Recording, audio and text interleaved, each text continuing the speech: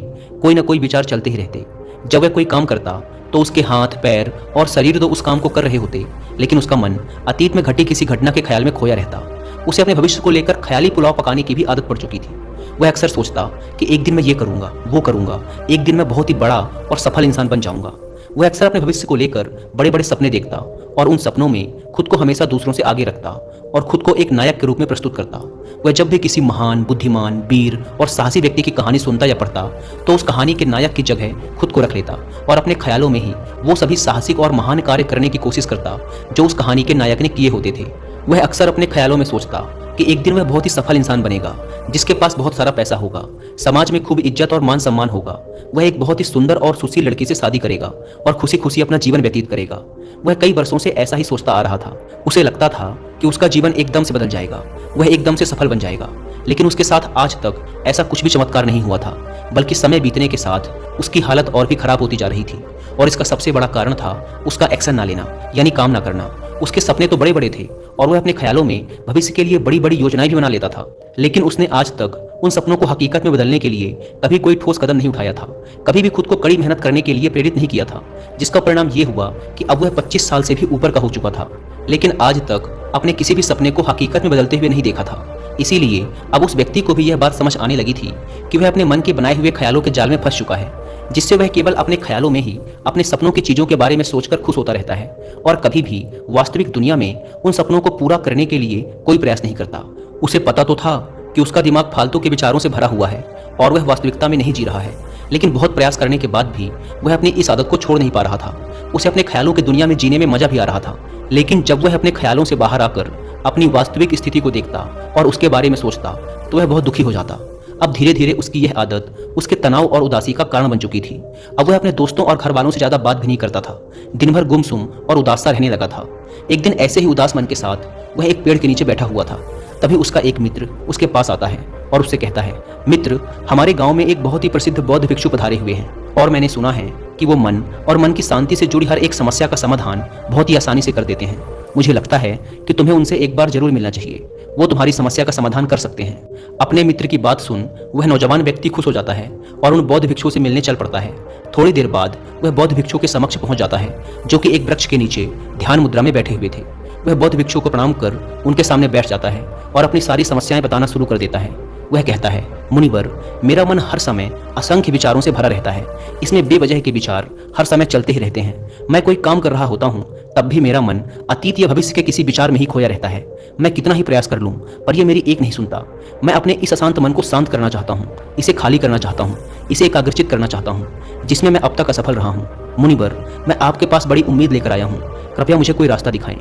उस नौजवान व्यक्ति की ये सारी बातें ध्यान से सुनने के बाद बौद्ध भिक्षु ने कहा, जिंदगी खुशहाल और मन शांत तो तभी होगा ना जब जो गलतियां कर रहे हो उन गलतियों को करना बंद कर दोगे।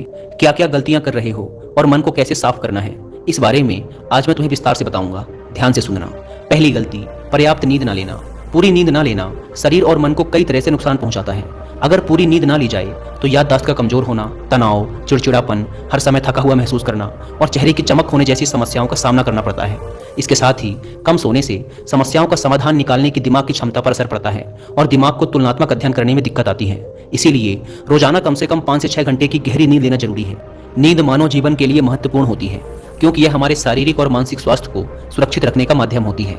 रोज पर्याप्त गहरी नींद लेने से हमारी शारीरिक क्षमता बढ़ती है, मानसिक तनाव कम होता है और जीवन की गुणवत्ता में सुधार होता है। हमारी दिनचर्या में नींद का बहुत ही महत्वपूर्ण स्थान है क्योंकि यह हमें दिन भर की थकान और तनाव से राहत दिलाती है।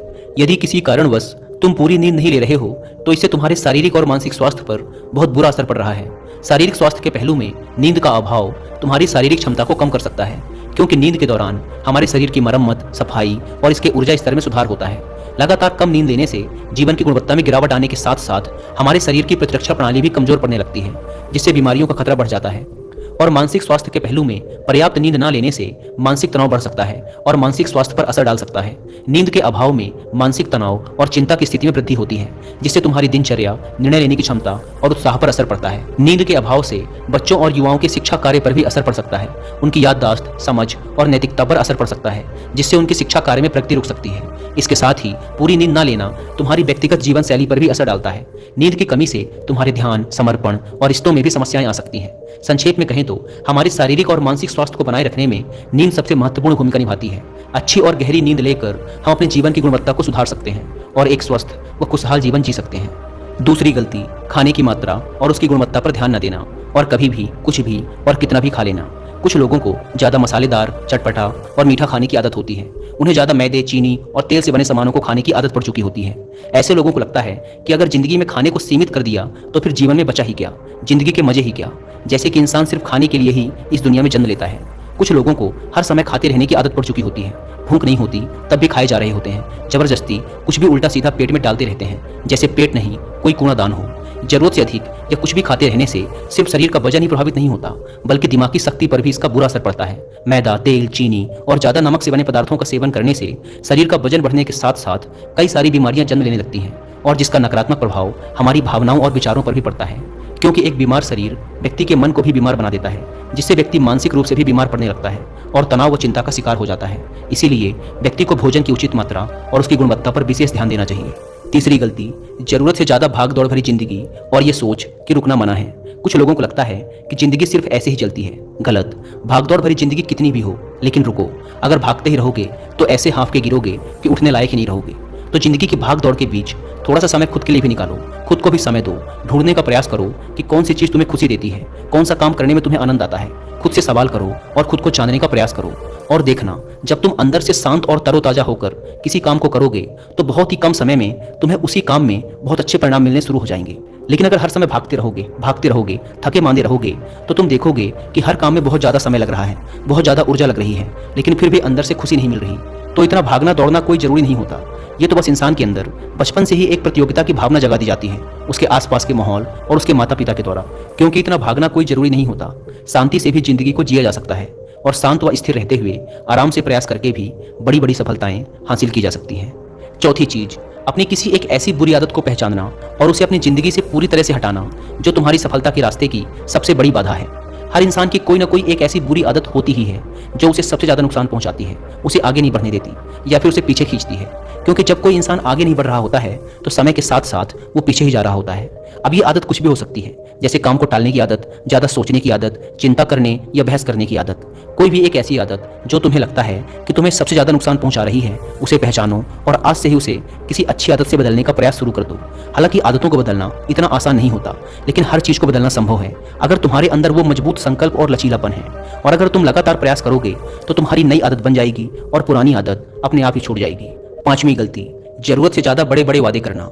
वादा जरूर करना चाहिए और अपने वादे का पक्का भी होना चाहिए। और वादा करने के बाद जो लोग उसे पूरा करते हैं उनके समाज में एक अलग इज्जत होती है, लोग उन्हें ज़्यादा पसंद करते हैं। लेकिन हमें कभी भी ऐसे वादे नहीं करना चाहिए जिसे हम पूरा ही ना कर सकें या जिसे पूरा करने में हमें संदेह हो। साथ ही हमें ना कहना भी आना चाहिए। ये जरूरी नहीं कि हम दूसरों के हर काम को हाँ कहकर उनकी नज़रों में हर समय अच्छा बनने का प्रयास करें। हमें मना करना भी आना चाहिए। जितना तुम कर सकते हो सिर्फ उतने का ही वादा करो, क्योंकि अगर तुम अपनी क्षमताओं से बाहर जाकर किसी को जबान दे दोगे तो फिर तुम खुद के ऊपर बहुत दबाव महसूस करोगे, तनाव से भर जाओगे और साथ ही सामने वाले की बेवजह की उम्मीदें भी तुमसे जुड़ जाएंगी। और जब तुम उन्हें पूरा नहीं कर पाओगे तो या तो तुम अपने आप पर बहुत ज़्यादा दबाव डालोगे उन्हें पूरा करने का, या फिर दूसरों की नज़रों में बुरा बन जाओगे, जो फिर बाद में तुम्हारे अंदर और भी तनाव पैदा करेगा। तो जितना कर सकते हो, जितना आसान है तुम्हारे लिए, उतना करो, फिर देखो कितना सुकून आता है जिंदगी में। छठी गलती, अंदर ही अंदर खुद की बुराई करना और खुद को कमजोर व दूसरों से कम समझना। अगर तुम्हें खुद की बुराई करने की आदत है, हर समय अपने अंदर सिर्फ कमियां दिखती हैं, रोज अपने आप को कोसते हो, तो फिर तुम्हें बाहर के किसी दुश्मन की कोई जरूरत नहीं, क्योंकि तुम अकेले ही अपने लिए काफी हो। अगर तुम्हें अपनी बुराई करने की आदत है तो इसे आज से ही छोड़ दो, क्योंकि ऐसा करके तुमने अपनी जिंदगी को नर्क खुद ही बना रखा है। खुद को प्यार करो, दुलार